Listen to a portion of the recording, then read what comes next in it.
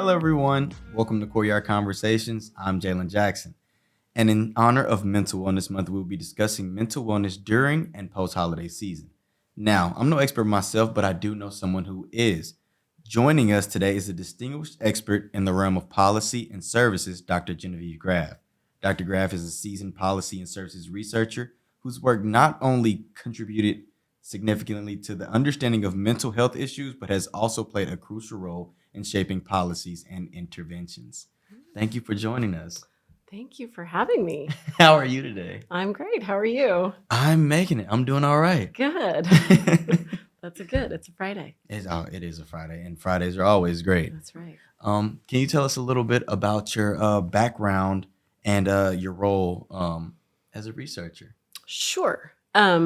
My background is that I'm a social worker. I became a social worker in my early 20s. I have a theater degree, actually, was my original bachelor's degree. And when I realized I wasn't going to go in a career in theater, I thought, well, what am I interested in? And I'm interested in people's stories because that's what the arts are really about. Mm-hmm. And a great way to kind of pivot that into a different kind of career would be to go into social work, where you basically are working with people and living their stories with them all the time. And so I got my master's in social work, and the work that I did outside of once I had graduated was in community-based mental health with children. Mm-hmm. I worked in public mental health settings, and primarily our work focused on kids with really complex mental health needs. So those were kids that often experienced need for hospitalization or even residential care. And our goal was to keep them at home with their families by providing an intensive amount of mental health services to kind of keep them safe and keep them stable in the community and in their schools. Okay. And you're a professor now here at the University of Texas at Arlington. That's right. I forgot to skip to that part. Yeah. It's okay. It's okay. We're here now. Great. Yeah. And can you tell us a little bit about what you teach here? Sure. I teach a range of classes, but the class that I've actually taught the most and is my passion is the mental health policy class in our master's program. It's for our advanced standing master's students, and every student in our mental health concentration have to take the mental health policy class so that we're sending social workers out into the world with some understanding of the policy context that shapes the work that they're doing every day, because policy facilitates or constrains what they can and can't do for or on behalf of their clients or with their clients in every single step that they take. And my job in that class is to show students where that's happening and how to be prepared for it. And a lot of the students, going through the program, we are ranked the number one best online MSW program. And I teach my class online. You do. I do. And that brings me to something I read. I read that licensed social workers make more than psychiatrists, psychologists, not make more. I was going to say, they don't make more. Provide more mental health services. Correct. I'm so sorry. Yeah. Provide more mental health services than psychiatrists, psychologists, and other kinds of therapies. Right, yeah. And that actually is true, especially in the work that I do. I really focus my work on public mental health systems, and especially in the public mental health system, social workers are the core research, not research, but they're the core workforce.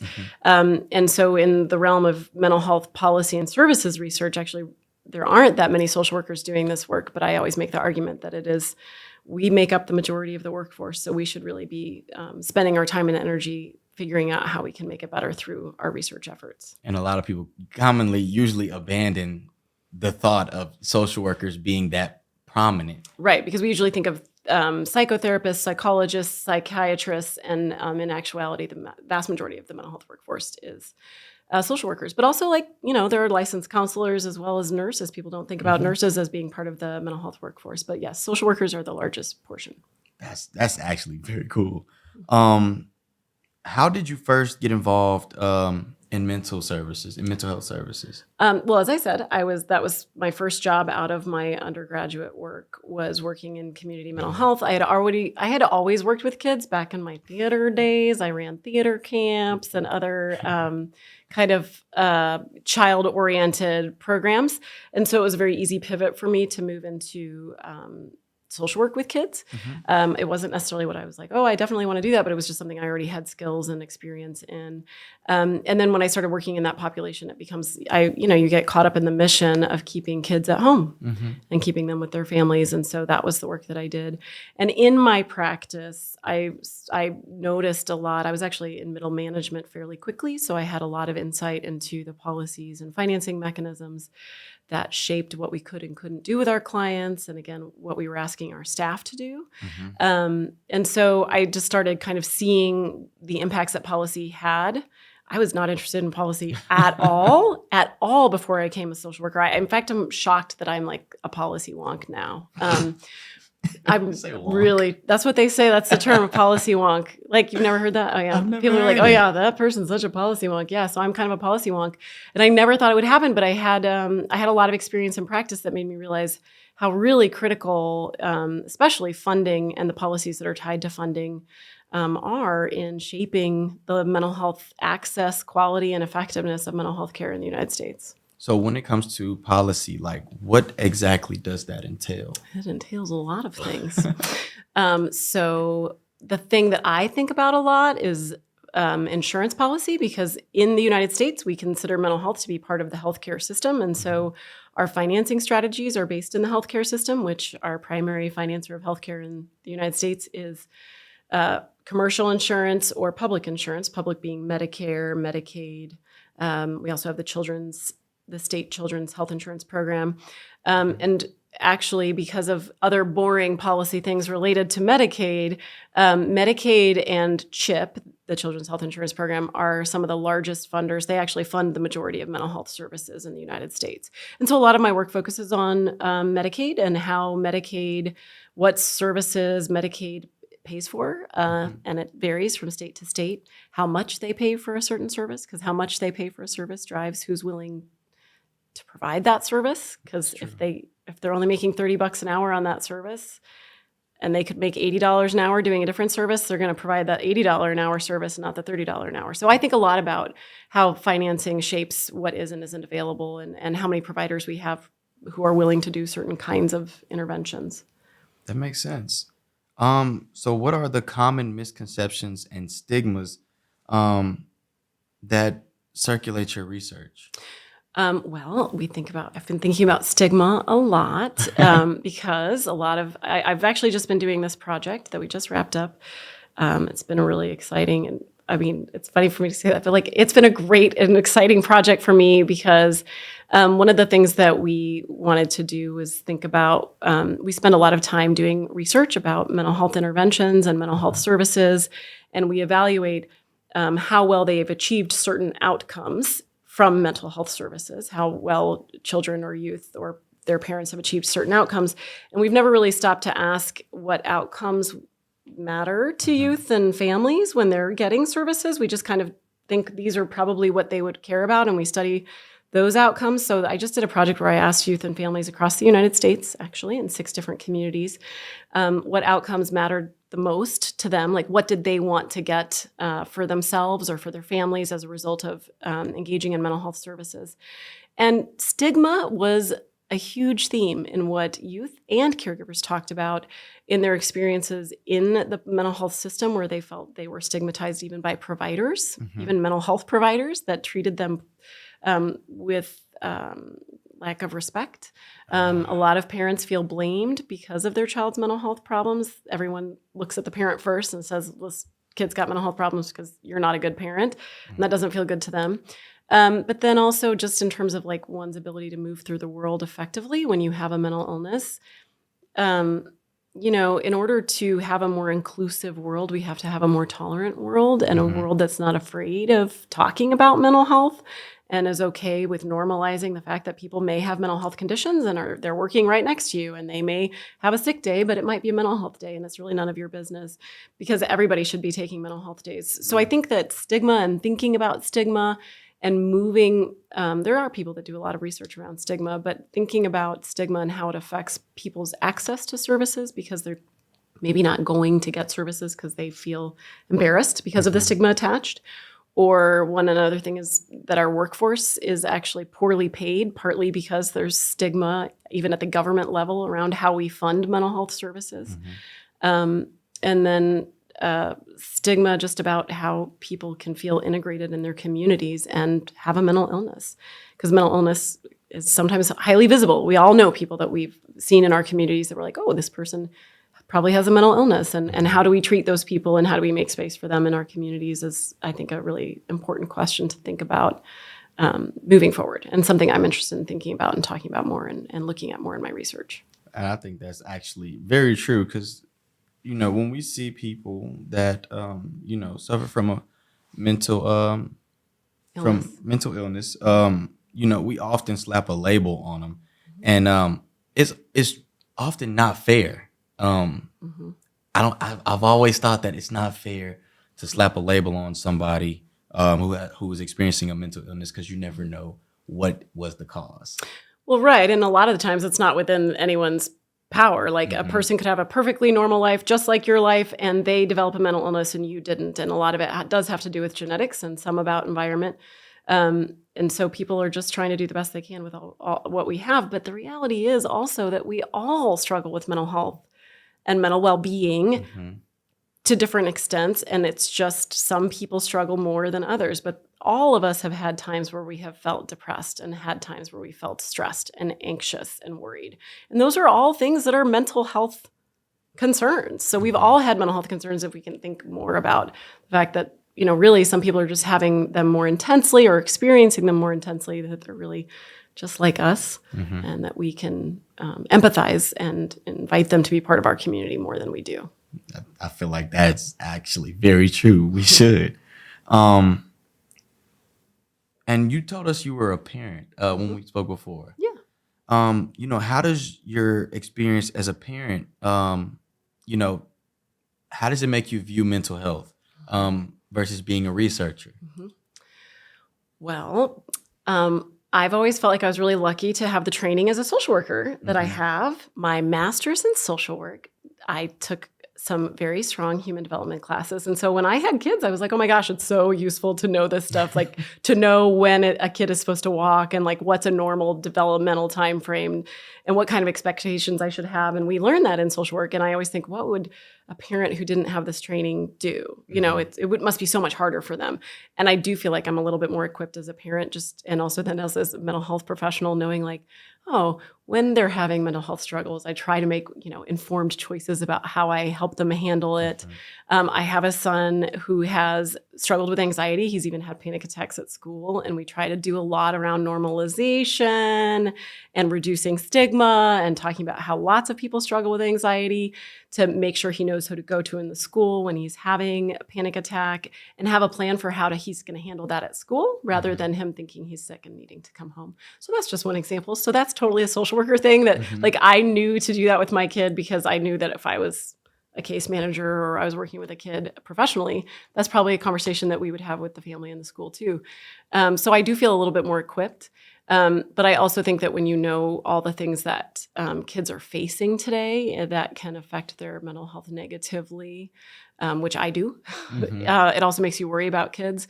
The rates of depression, anxiety, youth suicide have been increasing, and especially during the pandemic, there was a significant increase in mental health needs among youth. We saw more children presenting at emergency departments or emergency rooms for psychiatric reasons. And we saw more kids waiting for inpatient mental health care than we had really ever seen before. It really spiked during the pandemic. And I was at a conference recently where the CDC was presenting, and they actually kind of pulled apart the data and showed everyone in the audience that actually the majority of that increase came from teenage girls. Wow. And I have a teenage girl.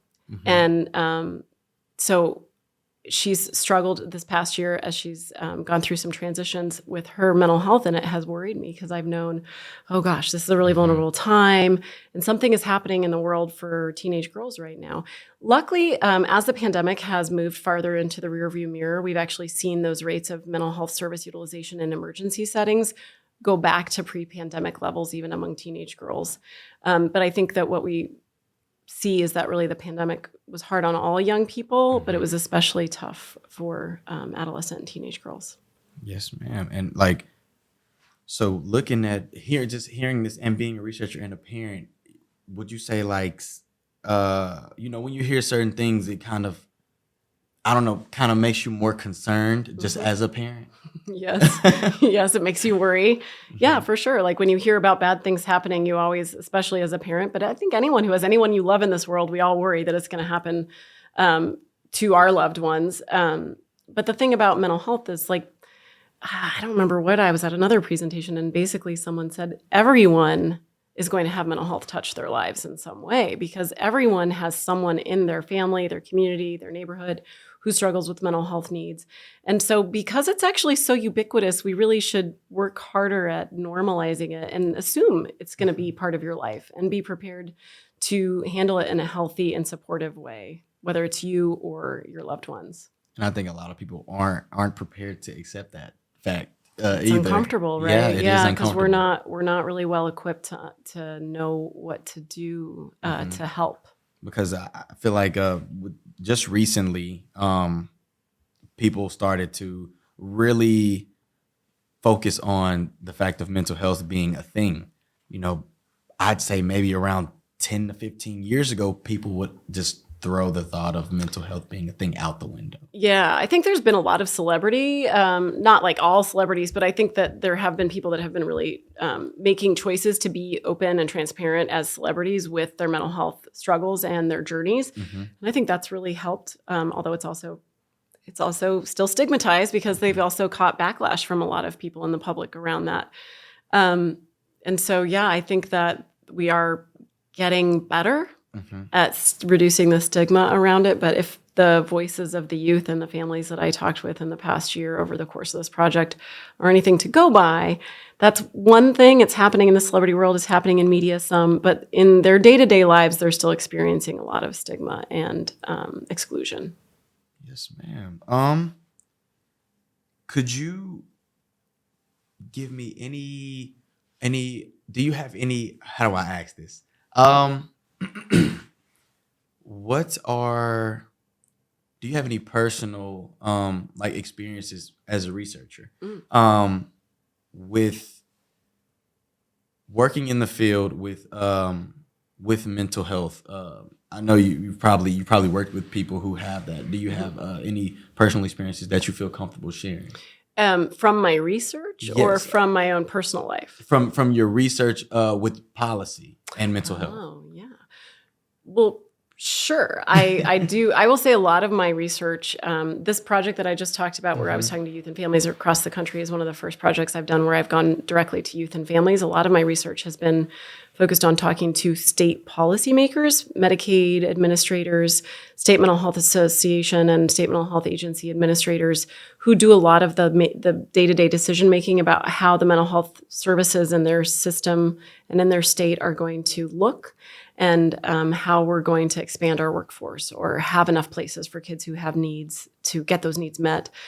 So a lot of my work has been talking with those folks, and I actually have an ongoing quarterly advisory board right now for a project that I'm doing where I'm looking at Medicaid policies that support through financing and organization of community-based mental health care for kids with significant mental health needs. So those are the kids that are at risk of being put outside of the home through inpatient care or residential care. So this project is looking at these policies and how they vary across states. And as part of that project, I have an advisory board of mental health administrators Hmm. and Medicaid administrators from, I don't know, probably 7 or 8 different states. And so I get every 3 months, I meet with them and they really just kind of talk about what's going on in their state right now. And so it is really interesting. I think the most interesting thing I heard recently from them last time I met with them is that in the post-pandemic era, state legislators and policymakers really heard and saw that there was a mental health crisis among children. Hmm. And so states this past year have been given a lot of money to infuse into their public mental health systems for children with mental health needs. And so I think it's going to be interesting to see what that looks like and how those states and communities change as this new public investment has been made in expanding and upgrading the quality of child mental health care for these kids in this kind of post-pandemic world.